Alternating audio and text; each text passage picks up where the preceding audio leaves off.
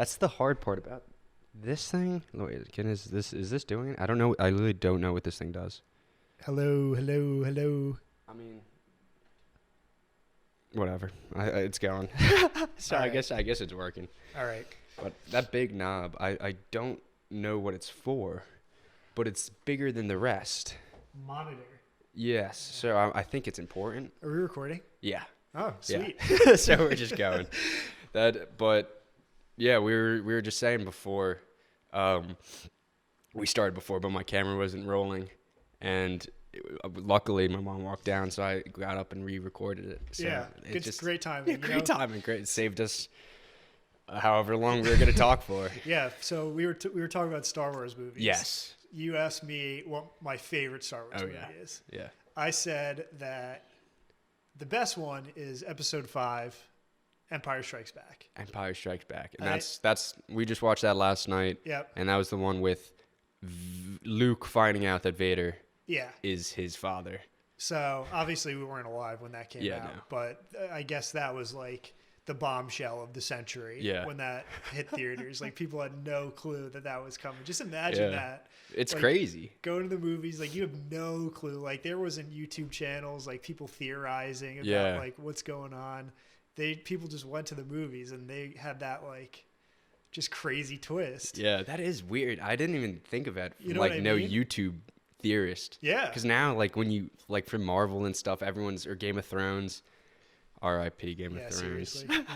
But like everyone's theorizing about it, and it kind of like makes it a little worse. I completely agree. Yeah. I mean, like it's easy to get caught up in like, oh, what's gonna happen? Like you got to wait years between these movies, and you want to like consume more of whether it's Marvel, Star Wars, Game of Thrones, Stranger Things, whatever you're into. Like you try to fill that gap of a couple years before movies come out, and you do that by watching people talk about it on YouTube, listening to podcasts or reviews or reading articles. And it does, I think, make it worse. I think the element of surprise, not knowing much about it, like just seeing the trailer for a movie or something and going in blind, like I think that's the way to do it. Yeah, I agree. I mean, it's funny though, like because we love something so much like that, like we just want to keep doing it. It's like eating fucking cookies. Exactly. Like you have a cookie, it's fine, it's a good cookie, but you have like 10 cookies and you're like stuffed. You feel terrible after. It's just not the same. Opportunity cost. I don't know what does that mean? It's an economic term, and it basically is they use the cookie thing as an example, which is what made me think of it.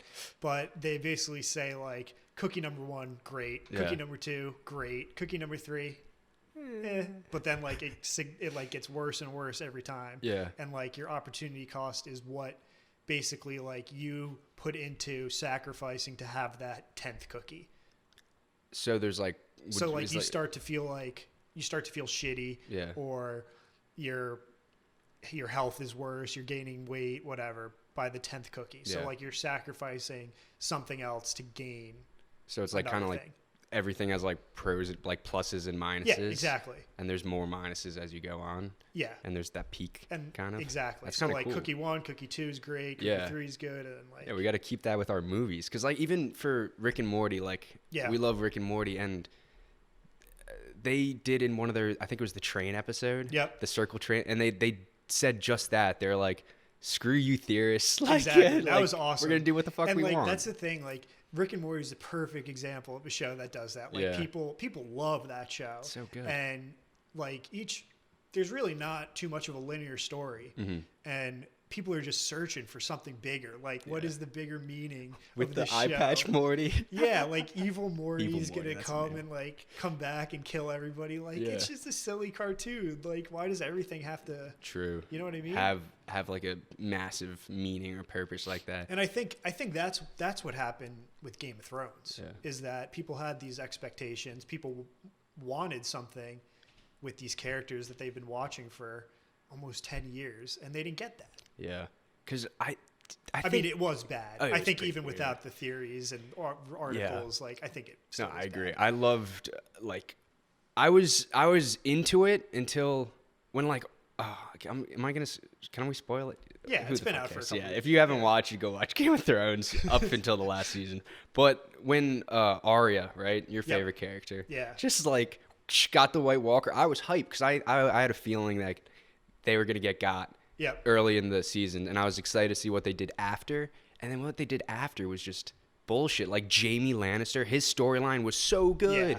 And then when he went in to save Cersei, it just made no sense for his character. And I guess like he's doing everything like to get back to his like true whatever the fuck it was. But like it would have made so much sense if he went in there and was like, "Fuck you, bitch," or whatever, and then try to get away or kill her or something, and then die. I mean, they had great character development for 7 seasons, 6 seasons, and all these intricate storylines, and everything's coming together, and you got all these characters that I've never met before. They're all together for the first time. Then it was so cool. It was awesome. And just the execution was terrible. Like this White Walker, the Night King, whatever you want to call him, like he was a threat from the first scene of the first episode. Shit. Yeah, I didn't even think about that. And they really didn't explain much about what they were, who they came from, what they wanted, but they were in one episode pretty much, and Arya killed them, and then they moved on to the next thing. That show was one of my biggest disappointments in life as a fan of like movies and TV. It's fair, because it's like going back to what we were saying. It's like I think who wrote the last season of Game of Thrones? Yeah, it wasn't George R. Martin. It wasn't him, right? Because the book wasn't out. I think the directors and stuff caught up to the books by like the second to last season. Mm-hmm. So the last 2 seasons were pretty much whatever they wanted. Yeah. And that didn't go well for them. No. Because like I think they honestly probably they knew how much pressure was on them to make a good show. Yeah. And they wanted to surprise everyone. Mm-hmm. And like they definitely saw something where it's like, oh shit, that's what we were going to do. And they're like, let's not do that. We're trying to shock the audience. But like who cares if people figure out your story? Like, as long they figured out the story because you had so much leading up to that. Right. Like, obviously, whoever's analyzing this, if they're a movie or whatever, they're going to figure out how the end's going to go. Mm-hmm. But I think they really just wanted that twist to surprise us. Yeah, and I really think that, like, if they kept the same like plot choices that they did, same way, like Jon Snow kills Daenerys, like after she goes crazy. Yeah, it could have been awesome. And I think that stuff would have worked really well if there was another 10 episodes. Yeah. And like they took those big episodes at the end and made those 2, 3, 4 episodes long. Like they just rushed through it to the end. Why do you think they try to like compact it into like 8 episodes or 7, however many episodes it was? Because that made no sense to me. I think there was just so much hype behind Game of Thrones, and like, I mean, just the combination of social media, everyone was watching the show. Yeah.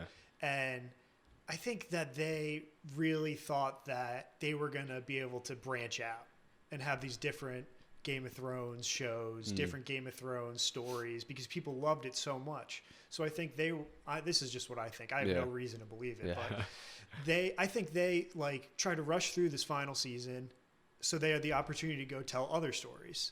That can make sense. But, so they're coming out with another show. Yeah, what is that one about? I don't know.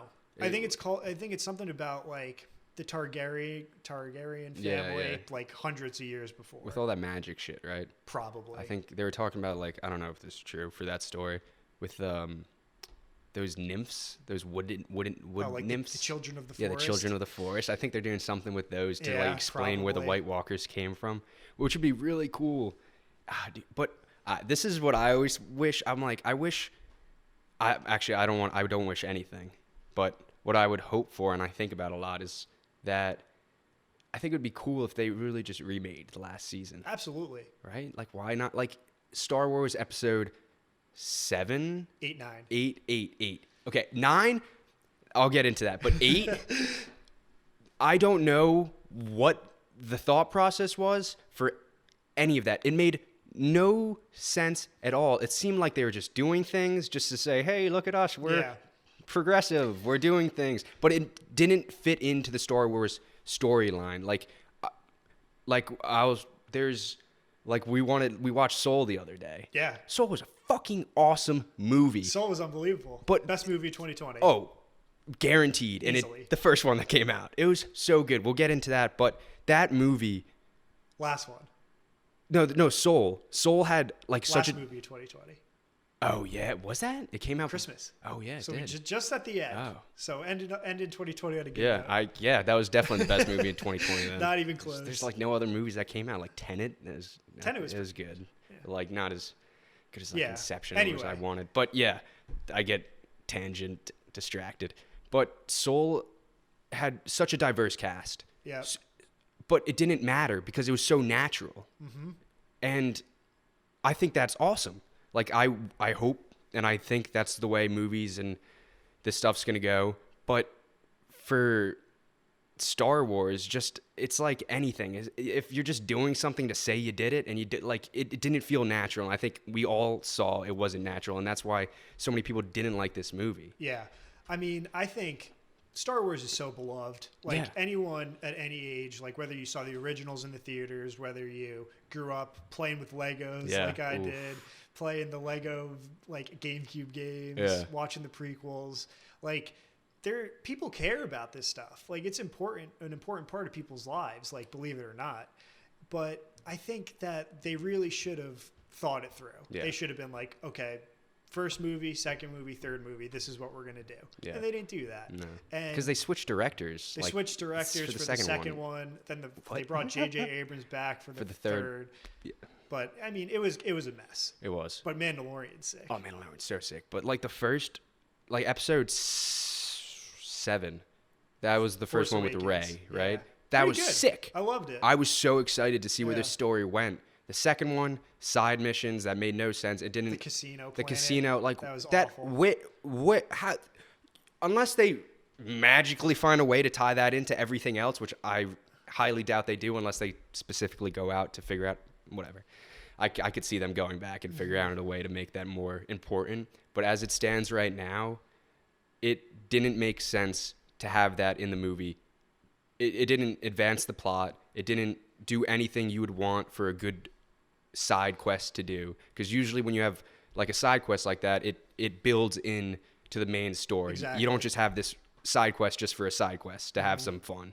I mean, you can, but it's going to be a pretty shit movie. Yeah. But the third one, the third act, or the third movie in that trilogy, The Rise of Skywalker. Yeah, I think J.J. Abrams kind of did the best he could to save what they had. I completely agree. I didn't think it was a bad movie. Yeah. I thought it was definitely better than the one before. Yeah, I agree. I thought it was dope. But they try to save their asses on that one. Yeah. And I think like people these days everyone's got their Twitter fingers. Yeah. Everyone's got to have their opinion.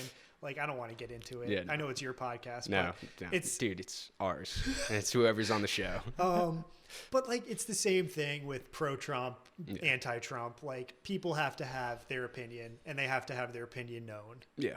And it goes the same with Star Wars, Game of Thrones, whatever. Like, people are going to bring it up, and people are going to tear it down. Yeah, there's always going to be both sides, and we're doing the same thing. We're just talking shit. Yeah, you know? Exactly. Like, it doesn't mean anything. It's just our thoughts. But we should talk about Soul, though. Oh, Soul was so good. So did we watch that Christmas? We watched that Christmas night. Yeah, December 25th. I want to hear your thoughts about it. So, I mean, I love Pixar movies. Yeah. They're the best. And I think a lot of Pixar movies fall under the category that they're kids' movies that adults can also enjoy. Like, they're funny. There's jokes in there that you're not going to notice when you're 8 years old, but you'll notice when you're 20. Yeah. And this one fell, I feel like, under the umbrella of it was a movie for adults, but kids could also enjoy it. Yeah, it did definitely seem like that because you got, like, Up and the Emotions one. Inside Out. Movie. Oh, they're all, like... They're all so Pixar good. Doesn't miss. Yeah, they don't. They really don't. It's just... Because they're so, they're all timeless. Yeah. You could think the best movies, like your favorite movies, you could ask pretty much, I feel like anyone. That's such a big statement. But most people, some of their top favorite movies are Pixar movies because they just have such meaningful stories behind them. Yeah. Like every Pixar movie has a deeper meaning that kids aren't going to pick up on. But adults are like, oh, wait, what? Is this a kid's movie? And that's what you're touching on. Like Toy Story 3? That's a tearjerker when they're about to get incinerated. Oh my god! Sad. But like Soul was just so powerful, honestly. Like the message that it had was just deeper than a lot of stuff that's out there. Yeah. And for it being like an animated movie just makes it that much cooler. Yeah, just talking about like life after death. Yeah. Like, that is a crazy topic to take on. Right.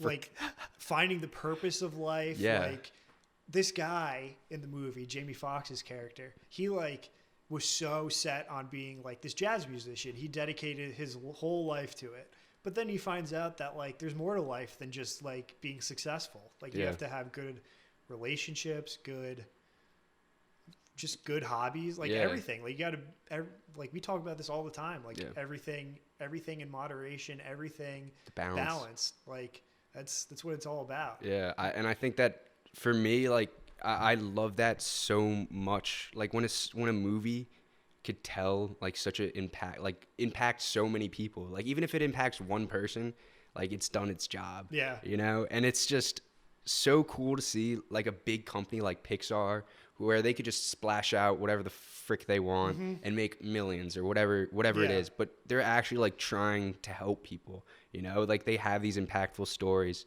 like to literally help us find peace in life. Absolutely. And what I really loved about that, it's just, I have my own theory about like the whole thing. Like I think, what was that little ghost's name that he was with? 22. 22. Yeah, the little blue lady. Yes, 22. So for people who haven't seen it, really recommend watching Soul, but I'm going to like kind of go into like, I want to hear what you think about this because I haven't told you about my theory for it yet. All right. So I think, so there's 22 and then there's him. You know how he has the wheel? Like the wheel of all his emotions and stuff. And then 22. Okay. This sounds great. I think 22 is him. And what's his, let's call him Jamie Foxx. Jamie Foxx. Yeah. Jamie Foxx did a great job in that. Whoever played the piano and stuff? Yeah. It was really good. It was so good. But, we'll call him Jamie Foxx. Yeah, and we're Tina gonna Fey. Tina Fey, that's who played it. Yeah. Oh, they but were like, really that's the good. thing. Like you were saying, like you could put Tina Fey and Jamie Foxx in any movie. Yeah. And that would make so much money. But then they make this movie. And it's so good. Okay, let's go back to your theory. Yeah. Okay. So pretty much, he had his wheel or whatever, and then there's this one missing spot, and he thought it was going to be like his passion. You know, he thought like his life's purpose was to play the piano. Like that was his purpose. But he was a teacher, and he was denying all these things, like that girl that came to him to learn about what instrument was that? Was it the clarinet or the something like saxophone or something? One of those. But she was awesome, and he was literally inspiring this girl in his class. And she was coming to him saying like she was just going to quit. And he was so caught up in his own shit, thinking like, I need to figure out how to get back in my body, how to figure out how I could get back on the stage and play jazz. He wasn't looking at all the other aspects of his life. And that one, Tina Fey was out there and comforted the girl, like actually talked with her and be like, follow your dreams, like do what you love, and helped him. But he was still caught up, and that's going back to the balance thing. Everyone has passions, you know. Everyone's got their thing. Everyone loves or does work, and if you love what you work, you can really get indulged in it, you know. And he was on full work mode. That's never healthy, and that's kind of what I took from it. It was like he loved his work so much, he separated the rest of his life from it and just focused on this one aspect of him and denied everything else about him. And I thought it was so powerful. One of the last scenes when it was, I think it was like right at the start of the third act, it was his big head and it was in the black, and he like denied 22. Right. And then 22 like went off. She's like, I'm not worth it. I'm worthless. He doesn't need me. Like I'm nothing. Just like beating herself up. Yep. And the visuals to it, and it just seemed like he was rejecting the rest of him to fill like this one passion. I watched it a while ago. I need to watch it again, but it really seemed like he was rejecting the rest of himself just so he could have this one aspect. And that wheel of your personality traits, like we're all made of our experiences, our genetics, like what makes us us. And just to focus on one thing like that, he could have focused on teaching, like, because obviously he was inspiring so many people. But I'm kind of getting lost in this. But I think It was him. I got to watch it again. I think I want to make a video on it, so I'll go more in depth in it.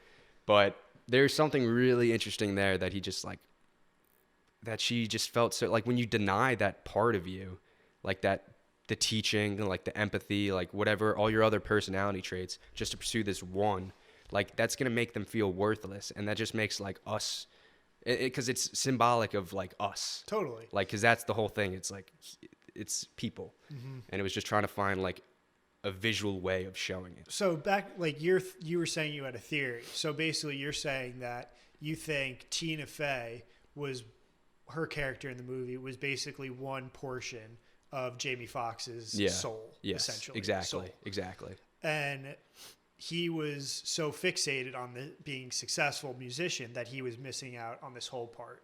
Yeah, he was denying that part of him, because we all do it. Like, you know, we went on Search with Mark. Yeah. And the whole, like, one of the big things was like we all wear a mask. Yep. You know, a mask for people that... Not a COVID mask. Yeah, not a COVID mask. I forgot we live in 2020 now. Do you want to explain the mask? Yeah.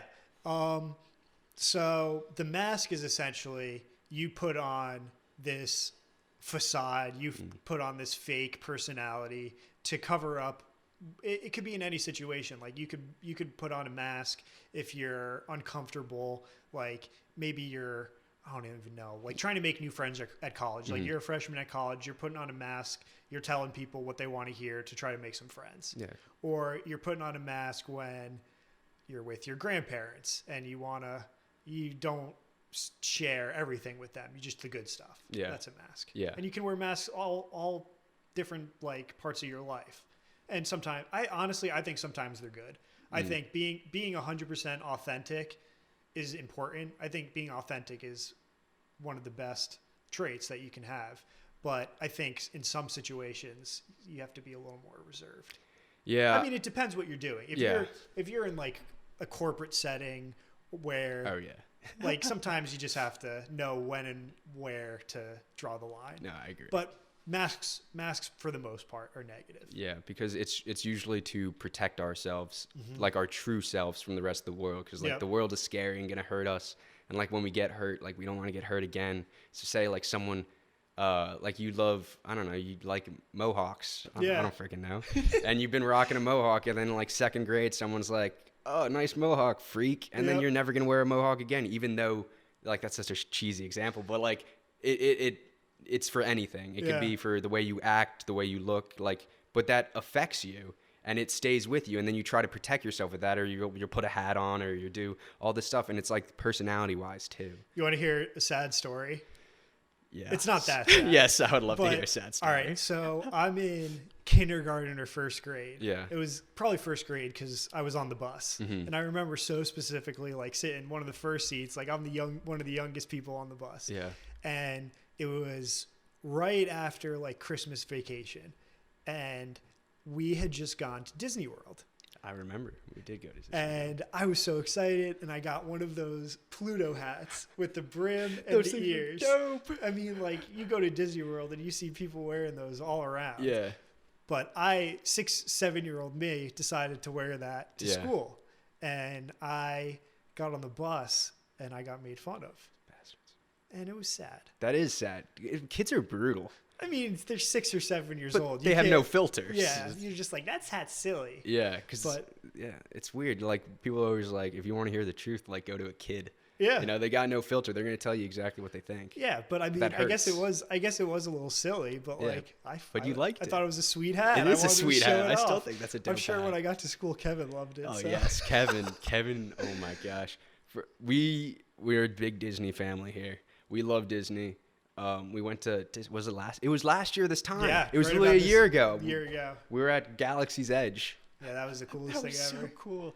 That place is so sick. And we're, but it is so like when we're young like that, and even when we're old, when like someone tells us something like, cause it's you, like that Pluto hat, like you were wearing because you liked it, and then when someone shits on it, like that's shitting on you. Exactly. At least it feels like it's shitting on you. Yeah. And it hurts, and that's when you're like, oh, I'm not wearing this hat again, even though like you like it. Right. But it's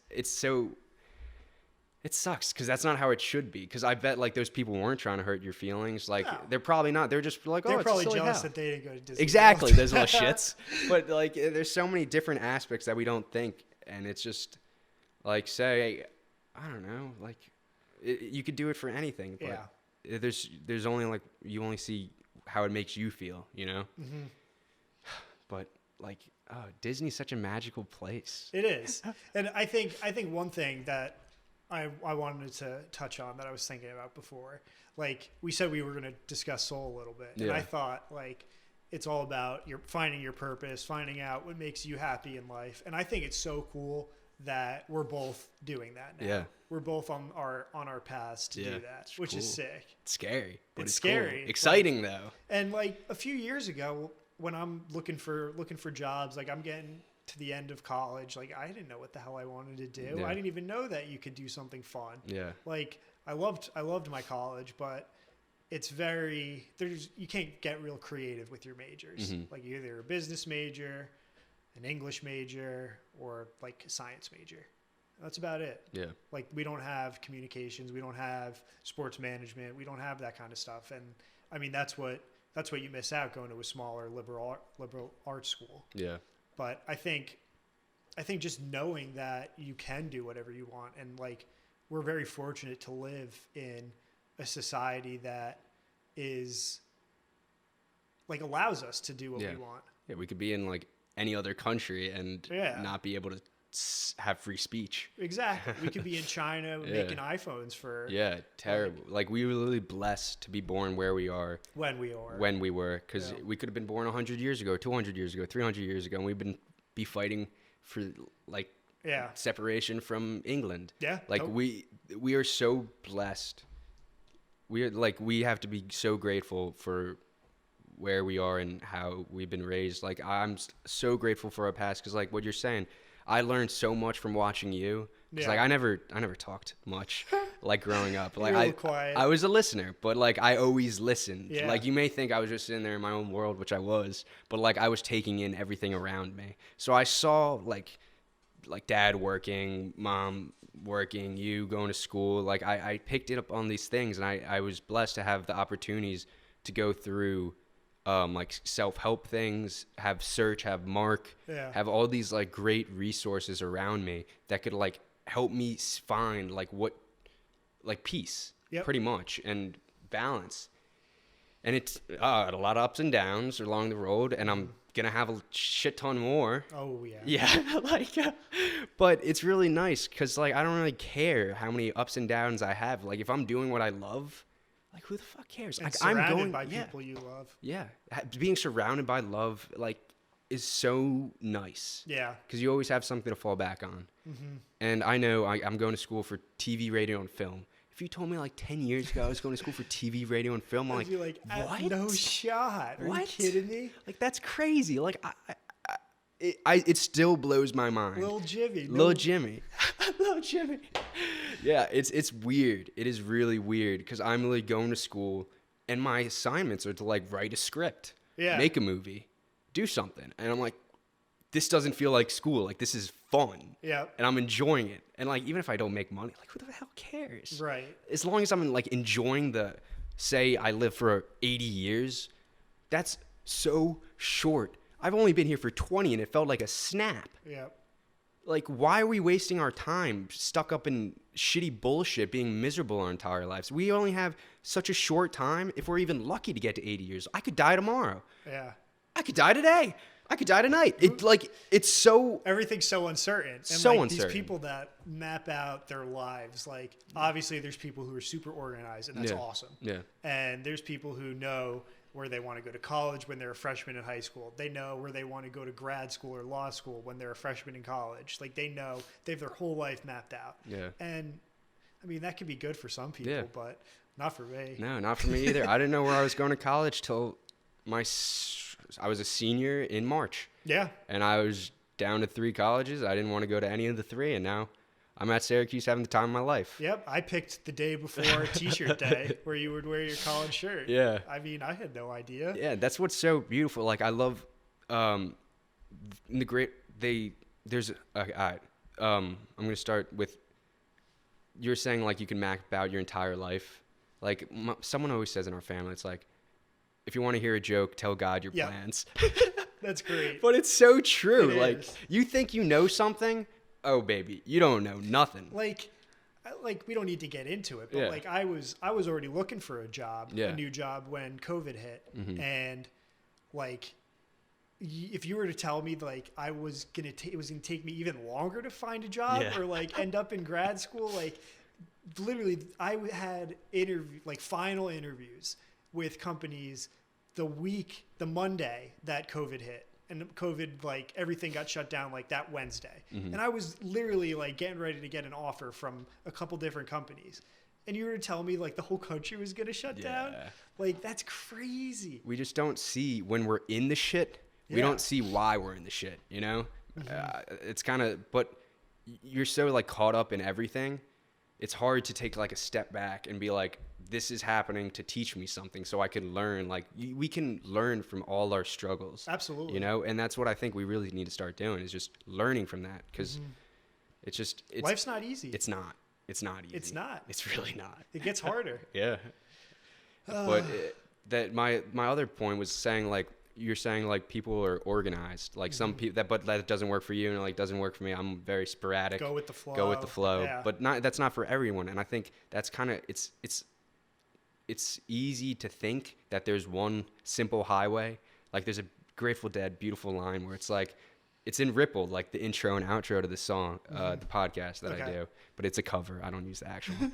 Give credit to the lady who did the covers. Did a great job. Great song. Yeah, great cover. But the song's called Ripple. And it's probably one of the Dead's best, most beloved songs. Because it's one of the lines, it's talking like, there's no simple highway. There's no one path that everyone's going to take for happiness.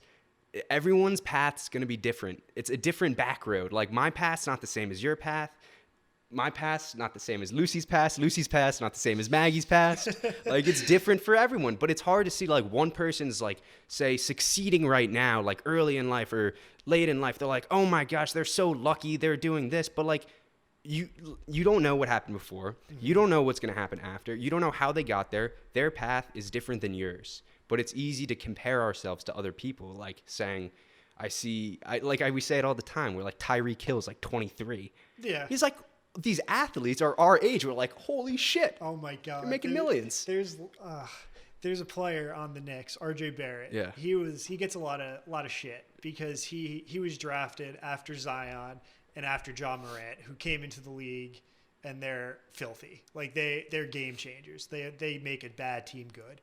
And he was drafted third, and he gets a bad rep because he doesn't do what they do yet. Yeah. But then I think to myself, like, this dude's like a month older than James. That's so weird. And I'm like, I wouldn't expect James to be out there putting up like 30 points, 10 assists. I can't even make a basket. Yeah, like, you gotta, like, people are hard on these athletes, and I don't know. They're like, but they train so hard and they work so hard that they literally dedicate their lives. Yeah, I don't know if you know this, but I know you'll like it. Yeah. Danny Jones walked on to the Duke football team. Did he? He wasn't even recruited. What a beast! And now he's the quarterback of the New York Giants. And gonna get us to Super Bowl in 2021. Yeah, we'll see about that. Oh, he's doing it. He's doing it. We'll see. Yeah, that's crazy though. Like, this kid, you would expect most quarterbacks in the NFL to be drafted like from high school because that's the path that you see. Right. That's the consistent path. But that wasn't Danny Jones's path. Everyone has a different path that they need to take. And in Ripple, like, the whole thing is like, if they knew the way, they would take you down your path to peace. Right. But no one knows what someone else's path is. Like, you can only find your own path to, like, true peace and happiness. Yeah. Like Tom Brady, greatest of all time, was drafted, I don't remember where. Keith and Bronner would kill me. Like, I'm pretty sure he was in like the 6th round or something. Yeah. 4th round. I don't even know. But that's crazy. He's literally the best at what he does. And he was undermined so much, and people didn't have those expectations for him. Yeah. Like, you can't write anyone off in their first couple of years of doing something. It takes time. Takes time. Everything takes time and work. The underdog's the hungry dog. You have potential until you're done. Until you're retired. Exactly. And that's why I play Rocket League, the video game. Yeah. And like, when people when we're down, say 2 goals, for people that don't know what Rocket League is, it's soccer but with cars. On Xbox. On Xbox. It's a video game. But it's a 5-minute match, and you go down to, well, you could do this with any sport, but for me, it's Rocket League. Yeah. There's 2 minutes left. You're down by 3 goals, and the third player on your team tries to forfeit, because you can like forfeit if everyone agrees. Rage quit. Yeah, pretty much. And I'm like, are you kidding me? Like, we're down by 2 with 3 minutes left. There's so much time. Yeah. Until the end, until the fat lady sings, until that buzzer's done, until we're dead. Mm-hmm. You can keep going. Right. Because you don't know what's going to happen. You could score 10 goals in 10 seconds. Crazier shit has happened. Mm-hmm. And it's easy just to be like, oh, I lost. Mm-hmm. I'm just going to give up and quit. But if you just keep going, keep hustling, because like if you want to win in Rocket League, I'm not trying to lose. Like when I play, I'm not trying to lose. I'm trying to win. I want to win. I'm going to keep playing. And I'm not going to give up until that buzzer says, you can't do it anymore. Yeah, and I mean, like, even though it's a video game, yeah. like, you can apply that to anything. Yeah. Like, there's 30 seconds left in that game, and you're down 2. Like, who knows what could happen? Yeah. Like, you could get scored on twice in the first 30 seconds, so why couldn't you score twice in the last 30? Yeah, and it's so I forgot who said it, but it's like, I'd rather live a life where I did everything I could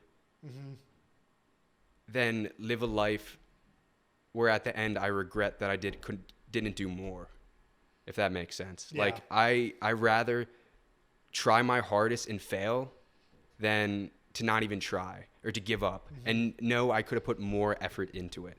Because like for me at least, that's the worst feeling in the world. Looking back at like a hockey game or a soccer game where I didn't try my hardest, or looking at a test that I didn't study for. Yeah. But no, I don't really give a shit about the tests. But more of like the sports. If I didn't do everything I could in this, I look back, I'm like, I regret it. And that's a shitty feeling to have. And I rather do everything and fail. Like I would rather give it my all and fail than not give it my all. Mm-hmm. And I mean, I think that's a great way to live. And it's hard not to look back and say, I wish I could have done this differently. It's easy to get caught up in changing the past, but you can't. You can only learn from it, which, I mean, I struggle with that. Yes, like you think about like what's going on all the time and like, oh, I wish I said this. I wish I didn't say that. I wish I did this. Like, it's just not worth it. Yeah. Like we are where we are for a reason. Exactly. That's so beautiful. It's like, I struggle with this my entire life. It's like I have to accept where I am, you know, and I have to accept my past because I'm not going to change that unless I have a time machine. And even if I did have a time machine, I better not go in the past and try to change that because that's what made me me. Yep. Like there's that Kanye line where it's like, everything I'm not made me everything I am, you know?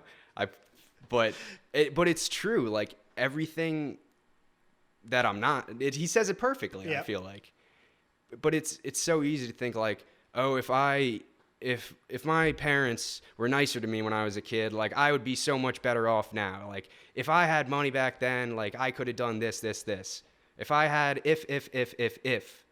well, if you didn't, you didn't have it, and I didn't have it. You fucked. And it took me so you fucked.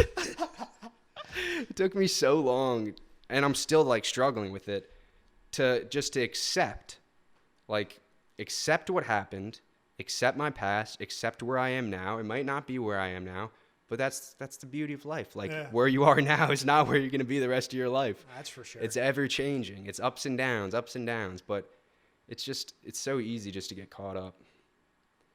It is. That's why you need outlets in life. Yeah. Like stuff you love. Like sitting down, watching a movie, watching a show. Like I've always loved that. Yeah. I know you do too. Oh my gosh, what I love. There's nothing better. Yeah. I mean, I like this Goofy.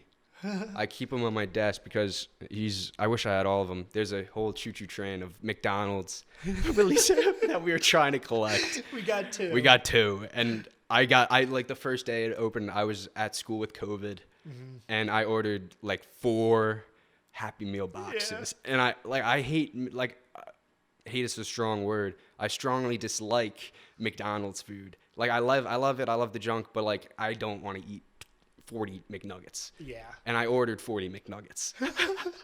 But it was just to get these little figures. And I think this figure is really cool because I like how it's goofy. He's the conductor of the train. And he's always he keeps trucking along. He just keeps on going. And I think there's something really, really nice in that. And it just reminds me like, hey, you may be down now. Yeah. You may be down tomorrow. You may be down the next day, but you just got to keep on going. And like, it's so funny too that like you find so much joy and like beauty in this little toy that you got from like a $2 Happy Meal. Yeah. Like that's awesome. I love that. Oh my gosh. But it's the thing, like one man's junk's another man's treasure. Yeah. You never know. Like everyone's different. Everyone has different passions. Like you could give this to someone and they would literally be like, this is a piece of junk. Throw it out. Mm-hmm. But that's with like anything because everyone's so different. Everyone's so unique. And that's the beauty of it. Like we've been trying to like conform. Like we all want to be the same for some reason because everyone wants to feel comfortable in their skin. But because I struggled with like I was never really comfortable in my skin, and it would be easy like just to show what other people want to see. Right. But it's really hard to show like who I actually am because people can ridicule me. It's like for wearing the Pluto hat. It's the same thing. Like. If we want to save up and go to Disney World, who cares? Dude, I wanted to go to Disney New Year's. It's okay. There'll be more trips. Once Epcot's open, we're so going. Are you excited for the Marvel show? Comes out on Friday. The Marvel show. The Marvel show on Disney Plus. I haven't heard about it. Ooh, WandaVision?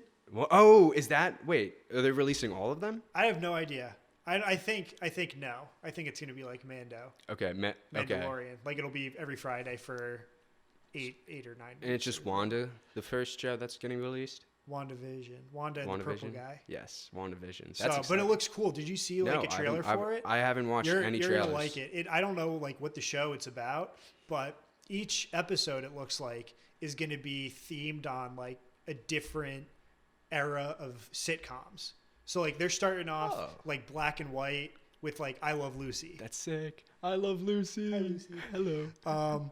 And then there's some that like are Brady Bunch style, Full House style, like stuff like that. That's cool. Like I have no idea what the show's about, but like it looks cool. Any direction. Yeah. And that they're releasing that Loki show too, right? Yeah. Where like Loki hops around from time. I have no idea, but I don't know when that comes out. But what do you think about like this shift to streaming? Like Disney really is going for it. But I think that's some cable dying. Yeah. It's like it would be kind of silly. At least this is my thought of it. I could be so wrong. But the way I look at it is stream, like I talk about it with you, it's like streaming is the new cable. Mm-hmm. And we're going to see there's going to be like Hulu has it, HBO, Disney, and then Discovery's making one, and there's going to be so many platforms that are going to make you pay, but that doesn't make sense. Like people can't buy all these things. So what I think is going to happen is companies like Disney or Fox or whoever the top of the top is going to start like making deals like we're really seeing with Disney and ESPN and well, I guess they're already the same, but I think they're doing one with Hulu too. Yeah. They're like combining these in a one package deal. So I think those are going to be like the new cables. I agree. Yeah. But I think where the line needs to be drawn is streaming services, movies, series on streaming services cannot replace going to the movies. Oh yeah, I agree. That's what I think I think it would be so cool if just like what you're saying, it's like we release you could release it like say they did Wonder Woman, they released it on streaming services. Yeah. I wish they released that if Disney Plus, Netflix, Hulu, whoever buy movie theaters.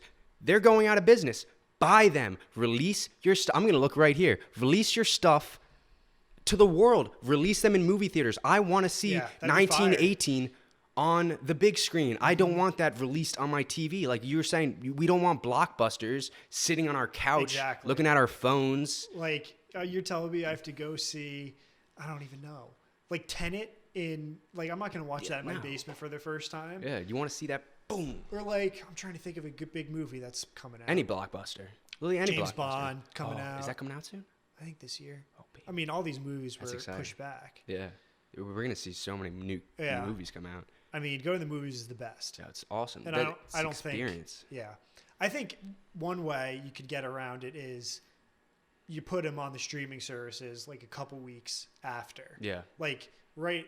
I mean, the system we've known is like video on demand. Mm-hmm. That like once the movie hits DVD, Blu-ray, like a year later. Yeah, then you can rent it for $5. Yeah. I think they should put them on the streaming services a couple weeks after they're in theaters, so people can go see them, like get their first impressions, see it on the big screen, get some popcorn. Yeah. Ooh. And then it's on streaming services for everyone else. Like who didn't want to go pay $12 and go see a movie. I think that'd be a good idea. But I mean, we gotta wait. Yeah, I hope. I really hope that would be a cool thing because that helps everyone. Mm-hmm. These movie theaters survive. People who like to see movies can go see movies. People who don't like going to the movies can watch. It's literally a win-win for everyone. Yeah. I can't wait to go to the movies. Oh, I can't either. I mean, this year I bought a movie pass, and I was so excited to use it. I got an AMC membership. Yeah. And you pay flat rate for the whole year, and you get to see unlimited movies. And I mean, we go to the movies all the time. Yeah. So it was worth the money. And guess how many movies I got to see on it? Probably 0. What? Which movie? 2, actually. I saw The Invisible Woman. Or The Invisible Man. Right? The Invisible Man. Yeah, it was actually fire. Yeah. It was so good. That's lit. You should watch it. Yeah, I still haven't seen that. So I saw that right before COVID. And then I saw Tenet. Yeah, which was, they started to open up. Yeah, it was like Christopher Nolan basically made theaters open for it. Yeah, and did he even I don't even think it did that well. I don't think so. Yeah. But it was pretty good. I mean, it's confusing. But I don't know. I remember. Movies shouldn't be that confusing, in my opinion. Those are the like kind they of should movies make you I think, but you shouldn't have any idea. You should have an idea of what's going on. I like Christopher Nolan movies because I love those. My favorite types of movies are those ones that make you think. Because totally. I love solving puzzles and Inception, stuff. Interstellar. Yeah, I like to watch a movie and try to figure it out before it ends. Yeah. So I was saying this the other day to one of my buddies. It's like if it's a bad movie, I could figure it out pretty quick. You could show me the first act or the first 20 minutes. If I could figure it out before the first act's over, I know it's gonna be a pretty shitty movie. Mm-hmm. And if I could figure it out, I'm hoping they do it well at least. Yeah. If I know where it's going, at least make it good. Right. But these Christopher Nolan movies, they're amazing. Yeah, they take your expectations or what you think is gonna happen. Yeah. And just completely go in a different direction. And I like that with Tenet because he's really playing with the time aspect because the way we think about time is not the straight line or whatever. Is not how time actually works. And he was kind of playing with that idea, is that time we can literally think of it like a movie. It's done. The past is done, the future's done, the present is done. It's set. Because I talked with you about this before, I don't believe in free will. I think, because if we look at it all my actions and all my genetics make me do it's I'm gonna take a breath because it is confusing. It takes a lot of thought and a lot of reasoning to get to the point where I am now, but the short end of it is if I was to hop into your body, have the same genetics, same experiences, I would make the same decision, have the same thoughts, same everything in the exact moment you are now, and if you hopped into mine, you would have I wouldn't be able to make a different decision. Mm-hmm. Interesting. But it kind of makes sense if your genetics are they say the nature and nurture of it. So the nature of it is your genetics, your genes, your I don't know if it's personality or whatever, but it kind of is because you kind of have the same whatever. It's all kerfuffled. But because of your genes and your experience of how you were raised, what people said is good, what is bad, it makes you act in a certain way. And say you're in a fight with someone, you hop into their body, I say it all the time, you're the hero of your own story, So if I hopped in your body, have the same experiences, I'm going to say the same shit. Yeah, I could see it. And so when you go from that standpoint, well then everything it before you is already predetermined. Yeah.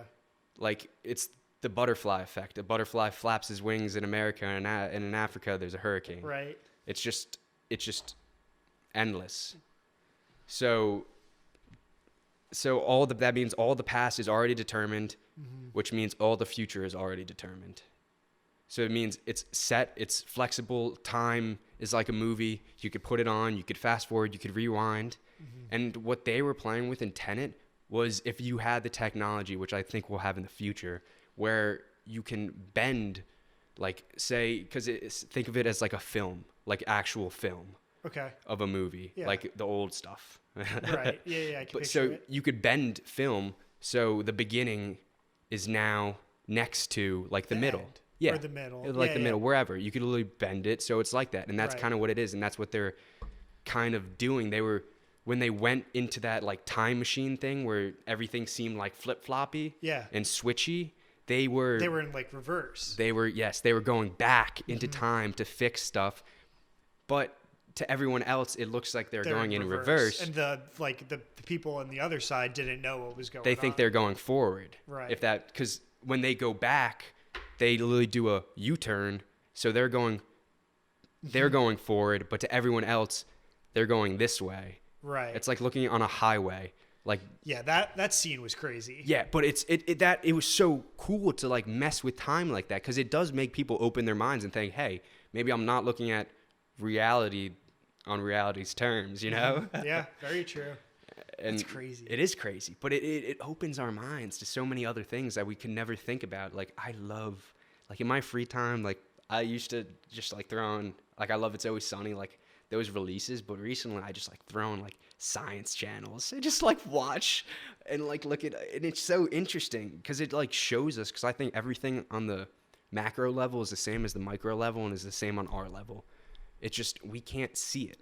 Right. You know, it's because it's like if we look at an ant and an ant looks at us, like the ant doesn't know what humans are, you know, it just sees this massive thing and it probably doesn't even acknowledge us because we're just so much more massive than it. And think of that, like Horton Hears a Who, you know, it's like, it's so small. It's so like small. The Grinch. Like the Grinch. The last scene in The Grinch. It expands and then you see this whole universe is in this little atom. And I think Dr. Seuss was on to something. Oh, yeah. Big time. Because I do really think, and you see these similarities on the micro and macro level, like spirals and seashells and spirals in the Milky Way and spirals. And it's weird to be like, like, is this a coincidence? Probably not. Probably not. And you know what? We might never know. Probably not. We're definitely not going to know. We have so many questions. Like, just recently, we talked about some cool stuff. Yeah, we're in the works or something. Hopefully, at least soon. And then... But, like, we might never have the answers. Oh, yeah. And there might never be the answers. You never know. Yeah, but that's where, at least for us as Catholics, it comes in, because what that priest was telling me is, like, God is knowledge. God wants us to know everything. Like, that's kind of the plan. Like, we're not going to know, like, Galileo or Einstein, like, doesn't see the effects of his technology or his... Yeah, his like algorithm, whatever frick you call him. Who cares? He doesn't see the effects of it, but they're like still there, and it's like it's the passing on of the baton of humanity, like telling the next generation our knowledge, so they can become better, become more at peace, and like our technology is rising like never before. Like it's exponential, but we're supposed to use technology to help us, like not control our lives. Like the whole point of technology is to make life easier, not for it to control us, which I think is weird how we're going that, but we're still trying to figure it out. So I think as long as we stay balanced in like a yin yang compatibility with technology, as long as we're in control over the technology. Yeah, control is scary. Everyone wants control. Yeah, but as long as this, like, these AIs and like these Siris, Google like assistants, Alexa, as long as they like, I mean, and they like, just do what we the tell other them. Robots, like, I don't know, man, it's scary. But we just have to, like, as long as the people making them, like, have that in their head, like good morals. Yeah, if you do everything with good morals, like good purpose, good intentions. Yeah, that's the word. Like usually stuff, even if it doesn't work out right away, usually in the long run it works out. But if you use stuff, because it is very easy, because I was looking at this for enlightened people or whatever. Like once you get enlightened, you could either use it for good or you could use it for evil. Because say you're enlightened, you know, like you're at peace, like you figured out pretty much everything. You could use that to do good on the world, or you could use that to do good for yourself. You know, manipulate people to make you money. It's literally like using people. It's so scummy. Right. But it's such, like Mark says, it's like life is on a razor's edge. Like you could literally turn one way or another. Like you have that power. You could literally use it for good or evil. It's just a matter of your morals, which is scary. I mean, that goes for anyone in power. Yeah, but power is so corrupting. Yes. And everybody wants it. Everyone wants it. But why? I don't know. Dude, power sucks. Why would you want power? Like, if people's listening, like Joe Rogan, that seems terrible. Like, everyone listens to him. You know, all ears are on him. All analyzes eyes. What he says. That's filters terrible. What he says. That's why no like smart people want to be president. You know? Oh my God, I think that would be the worst job ever. Oh my gosh, you're under a telescope. Nothing you do is right. Yep. But it's just, I don't know. Everyone always says like absolute power corrupts absolutely, and that line always kind of scares me because you would hope that someone could have power and not be corrupted by it. You know, I guess that's kind of where the checks and balance come into play. Right. In democracy, I guess, because you're supposed to like balance out that power. Like it's supposed to do that. But I don't know. That reminded me of the quote, like anything that can go wrong will go wrong. But I like to think of like, well, anything that can go right will go right. You know, if you put the work in, you do the shit. I've never heard anyone say that. That's awesome. Yeah. I love that. Because I'm like, shit, everything can go wrong, will go wrong. I'm like, damn, that sucks. I'm like, wait, if you do the work, like it's going to go right too. Yeah. You know? So absolutely. It's kind of cool to think about that. I like that. Yeah. It's little things like that, you know, it just keeps us going. Oh my God. Need it sometimes. No, yeah, for sure. But there's, what was I going to say? I forgot. That's okay. Yeah, it comes and goes. Yeah, it is what it is. Like a breeze. Breeze through my head. But I'm looking at Baby Yoda, and he really reminds me of a little alien. Yeah. Like, why is he so perfect in, like, the description of what we think an alien is? Like, big eyes. Except for the ears. The ears are huge. I don't know. I mean, do you think like when they made Yoda, do you think they're like, okay, let's make him look like a little green alien? I don't know. Because what I saw today was like I think it's episode 3 or episode 2. I don't know. One of the prequels, they have like ETs. Creatures like in down there, and people were saying like maybe ET has the Force, you know, because he makes himself levitate. Yeah. And it's like interesting. I'm like, do you think they thought that far? Like maybe. Maybe. I mean, like if that was made today, then there would be, like we were saying earlier, there'd be a million YouTube videos analyzing ET's appearance in Revenge of the Sith. Yeah. But like, why can't it just be something fun? You know? Like, why does everything have to matter? Why can't it just be in there for like a little joke? Yeah, that could be. Yeah. I don't know. I mean, the ET thing's crazy. I hate ET. I never watched it. It scares me. He's so scary. With his weird, like, salad finger. Did you ever see that YouTube video? I don't know. The salad finger? It's like, oh, it's weird. It's really weird. It's like this cartoon green guy with, like, long ET fingers, and he, like, likes rust. Oh, and he, like, God. It's like one of those creepy pasta things. Yeah. I don't recommend it. Oh, my gosh. Don't Hug Me, I'm Scared. Do you remember watching those things? Oh, yeah. Those things are fucked. What? Who came up with those? Those things are freaking crazy. Yeah. I haven't seen them in a while, so I can't really, like, speak on it too much, but, like, those things are, those puppets? Yeah, they take your mind for a trip. It's terrifying, because it starts off, for people who haven't seen it, it looks like a kid show. Yeah, it looks like it's like a kid Sesame Street or and whatever. then it takes a turn. Yeah. Like, quick. And then you're like, what did I just get myself just into? like weirdly violent, weirdly scary. Like they said there's a huge like story to it. It like it's weird. Like it goes into there's like 4 episodes or 5. I haven't looked. We should recently. watch them. We should. I don't know if that's gonna give me scary. nightmares. Yeah, I don't. We don't need any nightmares. Oh my god! I remember this one nightmare I had as a kid still sticks with me today. I don't remember, but I think it was like, you know, the Hunchback of Notre Dame. Yeah. He was in my dreams and he chopped my head off with a guillotine. Oh my god. Yeah. I'm sorry. It was literally, yeah. It was weird. I don't know why that's stuck with me my entire life. It scared the shit out of me. I remember I came downstairs. I'm like, I just had a terrible. I was like 4 or 5. Yeah.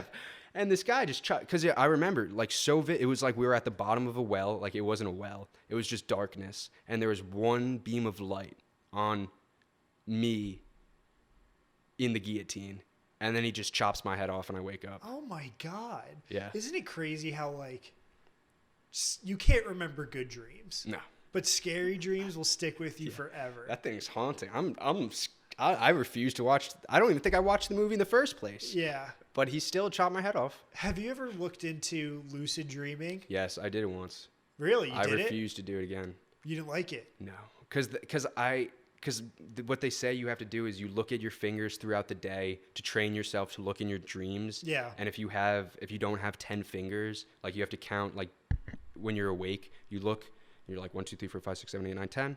And you just do that throughout the day. And then in your dream, like, because you do it during the day, you're going to do it in your dream. And then you won't have 10 fingers for some reason. Okay. And then you know you're in a dream. So I did it. And I was at my high school, because I was in high school at the time.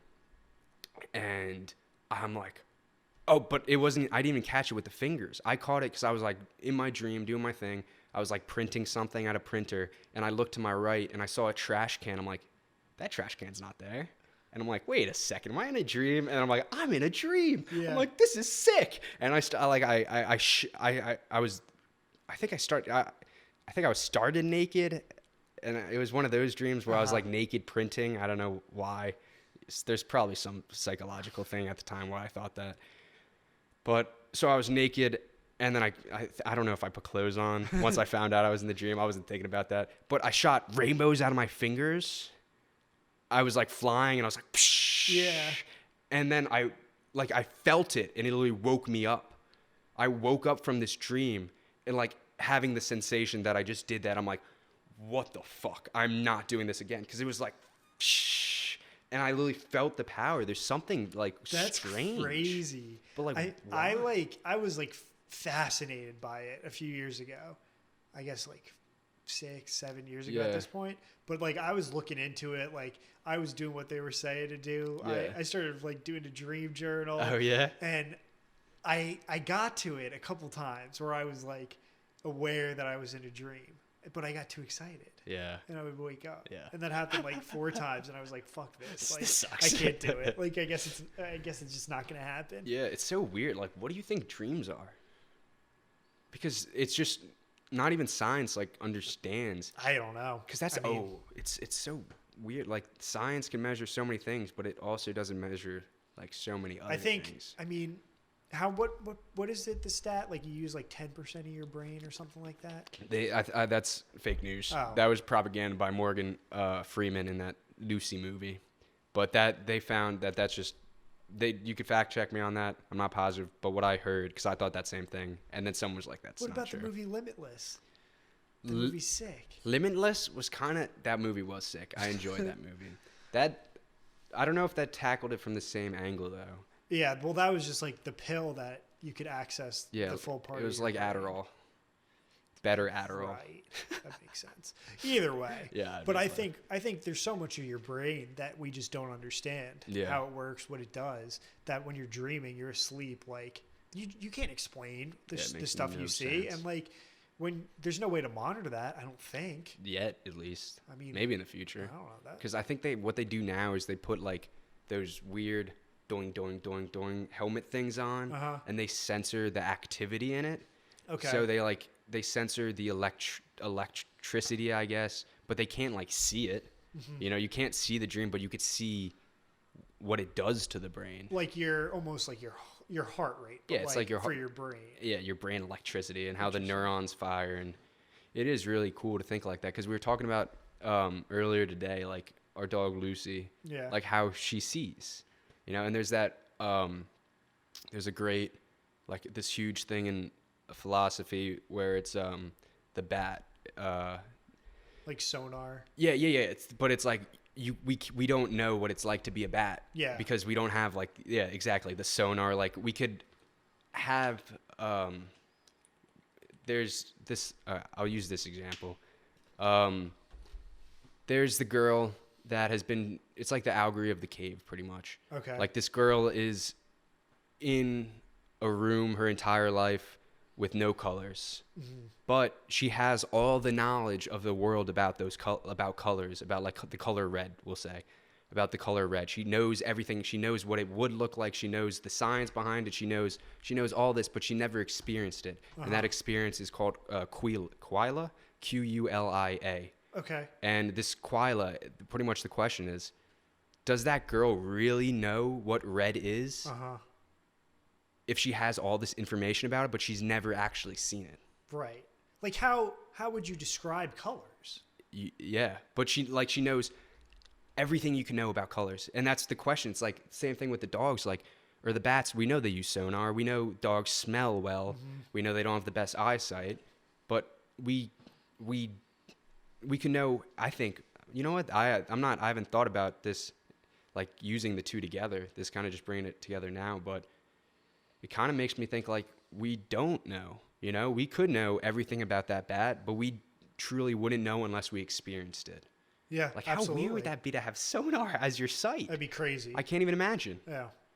But our brains are just so like insignificant. And that's why I was watching that explained on Netflix. It's really interesting about the dog, about animals' brains. I was telling you about this today. And we all started from a common ancestor. And branched off, like us and whales have a common ancestor, us and cats have a common ancestor. It all comes back from one. It's just different branches. But these different branches evolve to survive in different ways. Yep. Like the bats used... Darwinism. Yeah, exactly. It's Darwinism. And we evolved to solve problems and work together with our brains. And they use a... mirror test, like they're trying to test consciousness in different animals. So they would put like a red dot on someone's head, like on the animal's head, and a conscious being, like I think at age like a toddler can recognize themselves in a mirror, and like they would wipe off the red dot. So they did that with different animals, and like some chimps would wipe it off, but others wouldn't. Yeah. So it's like, oh, these monkeys can see themselves and recognize themselves in a mirror, but others can't. Like they can't self-identify, and they're like whales can do it, dolphins can do it. Wow. But like they weren't sure if some fish could do it because they didn't know if they felt it because there was a prick on them or if there was some other thing. But it's just weird. Like we evolved to use our brains, and dolphins evolved to use their brains too, because you see they have communication with each other. Like they use the example of whales. Like a whale could be in a pack and communicate, sing one song, and then travel by itself and meet another pack, learn their song, and come back and start singing the song they learned to the other whales. That's crazy. Like it's communication. But they evolved in a different way to survive underwater. Right. And they're probably seeing all those alien civilizations down there and all those aliens. Dude, that's where they're hiding. Like, what do you think? If you're an alien, where else would you hide? Yeah, not in the sky. No. That's where you look. We all can see the sky. Everyone's looking at the sky. Yeah. Hide in the water where we haven't discovered. I'm with you. Yeah, that's what I think Atlantis is. The lost city of Atlantis. Imagine if it was just like an alien civilization that just like was up one day and everyone saw it, and then the next day it was gone. And everyone's like, "Where the fuck did that it just sunk?" Right. It just sunk and it's gone, and now no one could find it. Where was that city supposed to be? I have no clue. I have no clue. Yeah. Off the coast or somewhere. I think Greece. I want to say Greece. I'm literally basing this off of the SpongeBob episode I saw about the Atlantic City. I think I want to say Greece, but I don't think it's Greece. Someone, you could look it up. I have no clue. Who the hell knows? But what do you think? Like, do you think Atlantis? Do you think that was a real place? No. No. No. Bullshit. I think it's bullshit. I think it falls under sort of like the mythology category. Yeah. Like Olympus, isn't that where the gods live? Mm-hmm. And like Atlantis would be like where like the water gods live. Yeah. It could be like that. I mean, it would be sweet if it was real. It would be. You know what? There's nothing wrong with believing that it is. It's fun to believe. But I do agree that aliens could be in the water. Dude, they're so in the water. There's too much water. There's so much water, and we don't. How if like a scientist? If I was a scientist, I mean, like I love the stars, like I love all that. But like, if I was a real scientist, because I'm not a scientist, I don't know shit, you know. If I was a real scientist, I would be like, let's figure out here first, you know. Yeah. Let's figure out the rest of the water. Like they should make like water satellites. Because they say like there's all this ocean that's not undiscovered. Yeah. Go fucking discover it. They should discover it. Like, that'd be so cool. They could probably figure it out with like by sending. Because that's what I'm saying. Yeah. Water satellite. Just have things go like circle around. Yeah. That would mess up. Hopefully that wouldn't. They would have to find a way so it would coexist with the environment. Yeah. But that's where we're also struggling with. Like we look back, say whatever you want, who made the pyramids or what, but they built with the galaxy. Mm-hmm. You know, so they used the galaxy as their map to build. And like those structures are still here. Like the Aztecs built with the universe. Like the way we build now, like skyscrapers, like that is not building with the environment. Like there's environmental friendly ways. There's two different things I'm saying here. One is that you could use, like they use the stars to map out like building the pyramids. Mm-hmm. But I think we have the technology now to build and coexist with nature. Because like the animals, like some are conscious, you know, even if they're not, they're still animals. Like we are animals. The Latin word for animal was like animal is just living thing. Okay. And animal is a living thing. So we're animals, right. But we think we're better than everyone else just because we think. And like, does that make talk and we can express ours? Yeah. But how does that make us better than anything else? It really doesn't. No. It's just a different way we evolved. So it's kind of stupid that like we're literally killing rhinos for their horns. Like we're literally treating them like they're less than. Yeah, it's terrible. It's so terrible. I hate that stuff. But and I talked about it with Will Robbins the first time about the zoos. Like imagine if an alien came down here, plopped us out because it hasn't seen us before, and literally just put us in a cage. Yeah, easily could. They could. They're smarter than us. Yeah. So does that mean we're less than? No. Like we're still people. We're still people. Yeah. That's so true. Wow. I really hope in our lifetime, because people are starting to see that like animals are living things. Yeah. And we're just not treating them like it. I mean, I don't know. I don't know what kind of audience this podcast has. Who gives a shit? It's us. We don't give a shit about the audience. Thank you for listening if you're actually listening. I think some vegan tendencies are a little crazy. Yeah. But they're onto something. Yeah, I agree. It's like the Jews. Like they did get like kosher. Yeah. But that's why I'm excited with technology. We can make meat from cells. We don't have to slaughter cows anymore. Mm. It's just they've done it. They've literally made steaks like 3 years ago, 4 years ago, 5 years ago from one cell of a cow. That's crazy. They could grow it in a lab, but it's just so expensive because it's like when Ford did the cars. Yeah. You know, like at first to build a car, you had to do each thing. And it cost a ton of money. So only the rich of the rich could do it. Uh-huh. And I hope the way like it goes is it's gonna get cheaper, so we don't have to kill millions of cows, millions of chickens, millions of everything. And then vegans could be happy because you're not killing something. Because like I would go vegan, but I love meat too much. Yeah, like I'm such a hypocrite. Because I love meat, but like there's a difference. Yeah, like you could eat all the meat in the world and not be conscious of what you're doing. Yeah. Of what's going on to get that $60 steak on your plate. But I think being aware and like trying to like eat it less. Yeah, good on the vegetarians for not eating meat. Yeah, you're stronger than I am. I couldn't. I would never try. That's why I need lab-made meat, because I would try that. I would. Yeah, I would try. They did it. I'm pretty sure, or even they made it not even with the lab meat. They did what was that amazing burger that Burger King did? Like it's like fully vegan based burger, and it tastes the same. That. I forgot what it was called. It was something at Burger King. Yeah, but they do it at like Urban Table. They have it at like at a bunch of like high end burger places, and maybe it's the Amazing Burger, or I don't remember the name. But pretty much it's not meat. So we can do these things. It's just they're just not widely accepted. And that's what it takes for any like revolution to start. Everyone needs to get on board. I think people just generally are very stubborn. People don't like change. Yeah, change sucks. Change sucks. It's so hard. Good change is needed. Yeah, I would so eat. Oh, I would love that. I really hope lab meat is like if big. It's good, if they can make it healthy, like make it so it doesn't kill me. Yeah, if it's good for you and tastes good. Yeah, who the fuck cares? Then that's fine. I'll eat it. Yeah, right? Like, who cares? But I think now, like, back in the past, like, we didn't have the technologies to make lab-grown meat. Like, we didn't have that. Right. But now we do. Mm-hmm. So it's like, why wouldn't we shift? You're not going to, you need everyone on board, though. Everyone's got to be on the same page. Yeah. But that's why I love capitalism sometimes. Because, like, capitalism, you know way more about capitalism. Do you understand capitalism?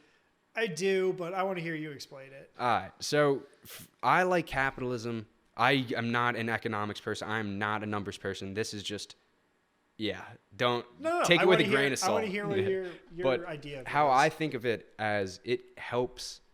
It could be good and it could be very evil. Yeah. So we need like monopolies, all the shit bad, like Disney buying all these other companies, or let's say a muffin shop opens up, and then that's great. That muffin shop's doing great, and another muffin shop opens up. That muffin shop is going to have to lower its prices or make better muffins to keep in competition, and each store is going to get better and better just to keep going. But if that one muffin shop gets enough money to buy the other muffin shop, that erases the competition. Yep. And that hurts everyone, because now you're relying on one muffin shop for all your muffins, and they can control the price of the muffins. They could be serving you shit muffins. Yeah. But if you have that competition and this muffin place is better, like, I'm going to go buy the better muffins for the better price. And it helps the consumer. Totally. But it also helps the person. But you can get lazy and just like buy it and just, you know what I'm saying? Like, do you know that? You know the economics. Absolutely. Side, we don't need to get into the theory, but like, that's exactly what you're saying. Like, you can see with like Madden football, with NBA 2K. Yeah. Like, those games used to be so good.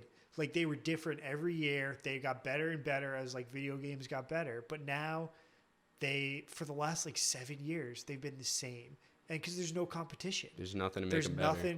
There's no other football video game that can like put pressure on Madden to make something better. Yeah, because they own everything. Yeah, but like, I agree. I think capitalism is good, and I think that we are headed towards a place of more, not monopolies, but big companies own a lot.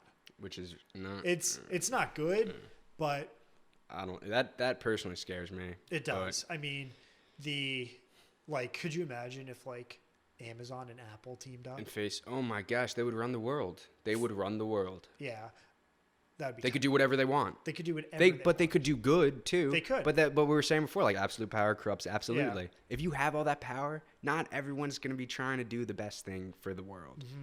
Like, you need checks and balances. Yeah. And like, something like I find interesting about like competition, products, like technology, like there's companies out there, there's a lot of them that make better products than Apple. There are. No, yeah. But we buy Apple. Everything. And we know where our Apple products come from. Exactly. And we still buy them. It's weird. That's why I was looking at, because... You know what I mean? No, yeah, it makes sense, because I was thinking about this the other day. It's like advertising, like we buy what we see, even though we think like Apple products or like honeycombs. What are they called? The circle cereal. Yeah. With the bee. Cheerios. Honey Nut Cheerios. Cheerios. Yeah. But like Cheerios could be like the Honey Nuts are good, the regular ones are kind of shit. But like they could advertise the shit ton and you see it in the supermarket like, "Oh, I saw that before. Like I'll buy that. It's probably the best." Yeah. But like what about honey nuts or whatever that it could be, I don't know. This is another cereal that's better than that. But doesn't have the money to get there, and how are they supposed to get the money to advertise for themselves or do this if people aren't buying it? Yeah. It's wild. I mean, how companies stay afloat, how they separate themselves. Yeah, and that's why it's kind of like terrifying because of COVID, because all those small businesses that were making it are gone. Yep. They're all gone. The only ones that made it and got money from the government are the big businesses, which is great because they have so many employees, and I really hope that when they got the money from the government, like they would disperse it down. Hopefully, I bet they didn't though. Like realistically, definitely not. But all these small businesses, like in communities, like that's what I really think is the best. Like if you have a community and you have a locally owned like barbershop, locally owned pizza shop, locally owned everything, it helps the community. The community grows. You feel closer together. Yeah. And when you have these like McDonald'sization, where I don't know, they talk about where they're just doing things for efficiency, and with efficiency you can do more and like spread it across the country for less money. Yeah, exactly. And you're not.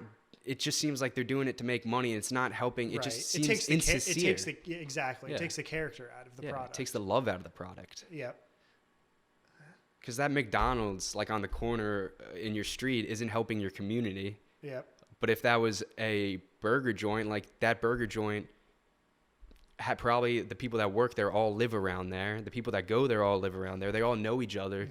Like they're going to put more care into the product.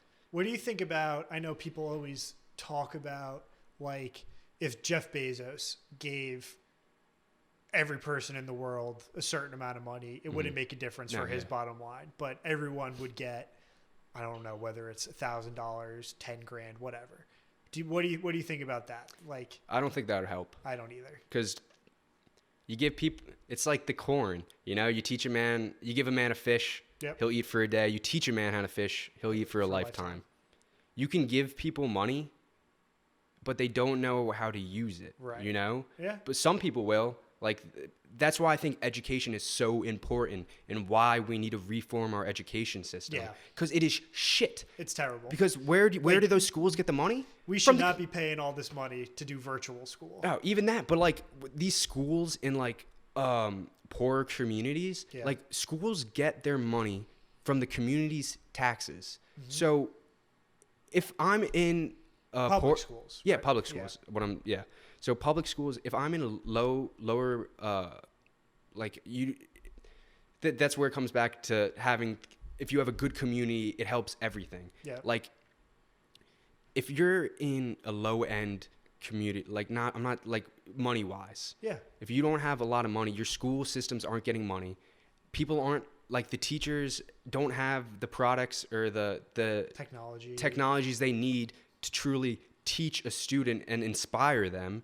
And you're not going to get a job in your town because it's not doing well financially. Everyone's struggling, so there's no work. So what does that lead to? Well, how else am I going to survive? Sell drugs, do all these like bad things, but why are they that's what we have to look at. You can't incriminate someone, put someone in jail for trying to survive. Right. It's terrible. And that's really the negative aspect of what we're talking about, like bigger companies getting bigger and monopolizing things. Like the rich, it goes for society. Like the rich get rich and the poor are getting poorer. Exactly. I don't know how you fix it. I think you fix it with education. I think every school, or not every school, every state should have at least one school that is free. That could be interesting. There's someone. You know what I mean? Yeah, no, that makes sense. I think for in-state students, there should be one college in every state that is free. Yeah. For in-state tuition. But then you can't go to the best like free school just because. Yeah, but like it should be available for those kids that can't afford it. Like, you can't just abuse that. I think where that falls, though, is that, say, each state's big. Like, I know where you're coming from, but, like, if you have a free school, say, in upstate New Jersey, what about the kids in southern Jersey? Like, now they have to take a train. They have to wake up at 5 a.m., take a train. How are they going to pay for the train to get there? So it makes it unequal. So I think, I don't know, but I hope people could get, like, a bunch of smart people that understand all these things, look at different perspectives, not just one. And, like, I don't know. This is a big claim, but I know nothing about this stuff. This is just really what I learn and what I think. But I think schools should be federal. Like, every school should get the same amount of money to do the same thing. You know, if you educate your people, like, you give them the tools to do stuff, and you make it so they don't have to turn to selling drugs. They don't have to turn to, like, gangs. They don't have to turn, like, in Mexico, cartels. Like, these poor families, like, they can't go to school because they need this is such a generalization, but, like, if you're trying to survive and make money just to live, to feed your family, you're going to do whatever it fucking takes. Yeah. And that's why I'm saying, like, if I hopped in your body, I'd make the same decisions you did, you know? Yeah. And if I hopped into someone else's body, I guarantee you, if I grew up in, say, a cartel town, I would be carrying drugs in my back just to survive. But, like, that, all right, so I'm hopping back to because I've been mentioning the cartels in Mexico. Yeah. So pretty much is what's happening is that because drugs are illegal in the U.S., it creates a market where, you know that what's the market's there. I don't know. There's some analytical term for it, but what do you mean? I don't know. Okay. I don't know enough about it to say, but because the market's here, like, people are always going to buy drugs. Like, it's never going to go away. The market's here, but it's illegal here.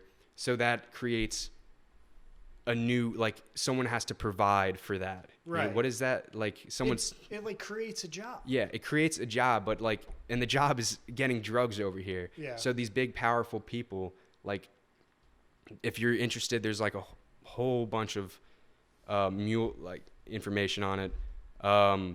Like drug runners. Yeah, drug runners. That's the name. That's what you're looking for? Yeah, drug runners. But that wasn't the word I was looking for, but I was thinking about that, trying to figure out what the word was.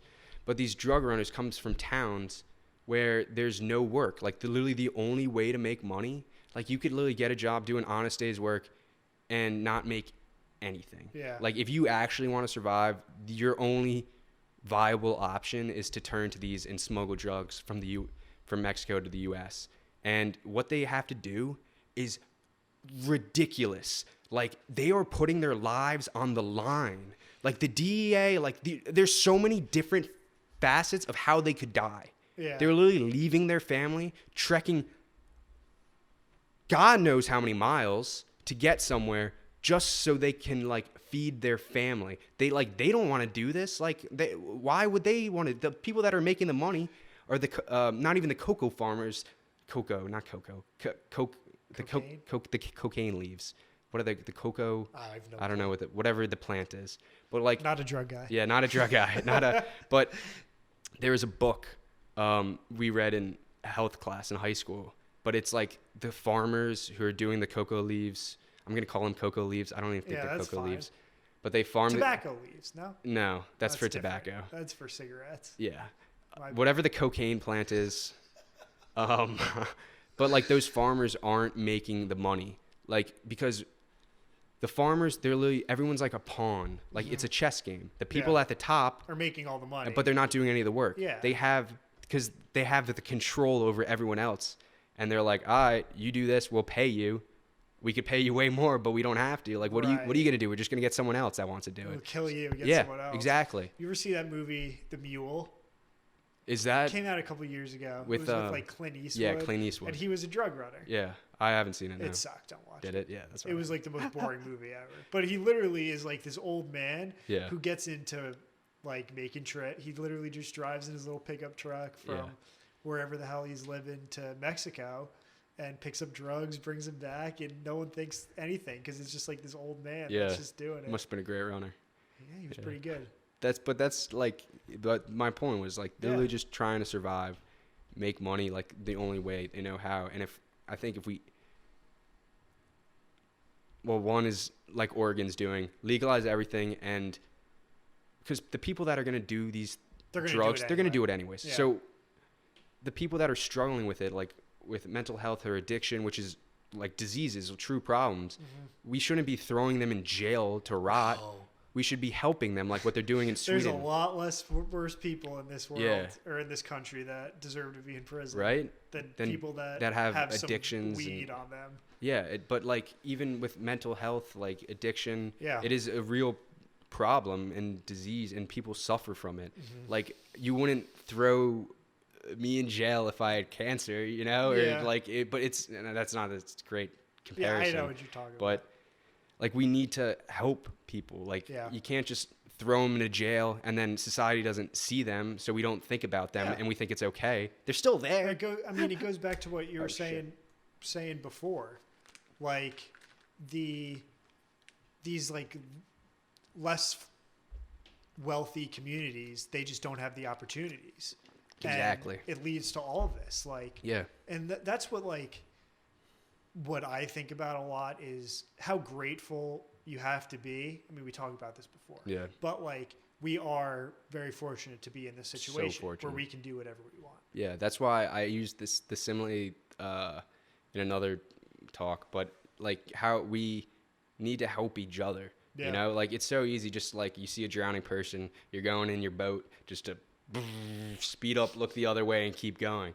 But like that, we need to stop and help each other up. Like we see there's so many problems in this world, so much hatred, so much cruelty, so much sadness.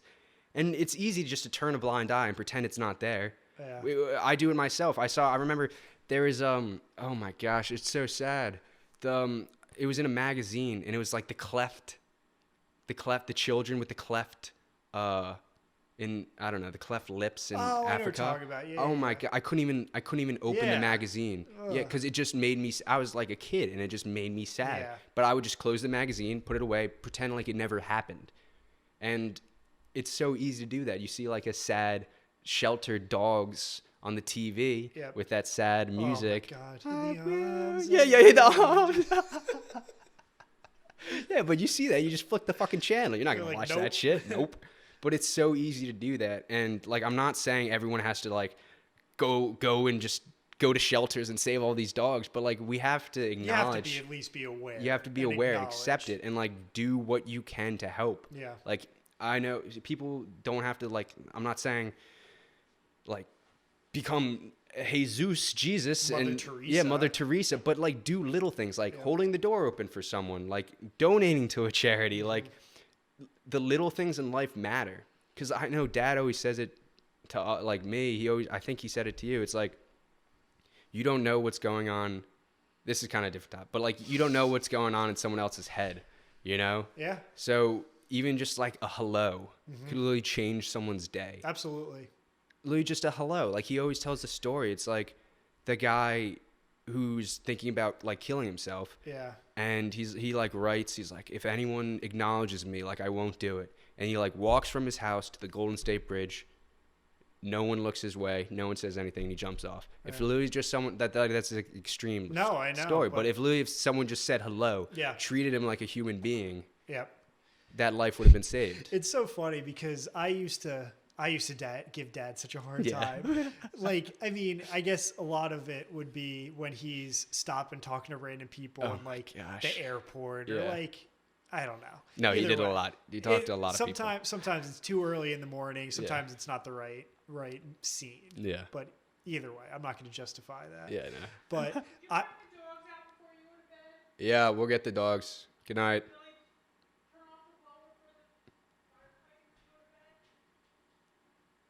Yeah. Yeah. All right, we're still recording. We're recording. Good night. You gonna edit that out? Nope. That's our mom. Anyway, I used to give Dad a hard time about talking to random people, but I find that I do it a lot. Yeah, no, because it's nice. It's nice to be funny. Nice. I don't mean anything by it. I just it's just fun to talk. Yeah. All right. I guess that's a good time to wrap it up, I guess. Well, that was fun. Yeah, I enjoyed it. Yeah. I think we had a fun time. I'll definitely have you on again. Yeah, that was great. I don't even think I've introduced. This is my brother, Billy. Yeah. Hi. So I guess we'll see you guys. Do you want to say anything before we head off? Absolutely not. Check out Bad Role Model, baby. He's running. Am I a bad role model? Yeah, you're a bad role model, baby. Hell yeah. Welcome to the club. Yeah. So, yeah, Billy's been running the whole. What do you call it? The whole managed operations side? So. He's if you're listening to this on Spotify or Apple Podcasts and there's an ad in the beginning and the end, blame it on Billy. Don't hate on me. I'm just trying to get my brother paid. Thanks, guys. Yeah, but he's doing a great job. He got us on Spotify, Apple Music. He's doing a great job posting on YouTube. He got the Instagram running. Yep. I couldn't do it without him because I'm so shit at that shit. So I'm glad he's my brother, and I'm glad you're here with me. And Hell yeah. I'm glad we did this shit. I'm happy you're doing this. This is sick. Thanks, man. All right. Peace, Good guys. job.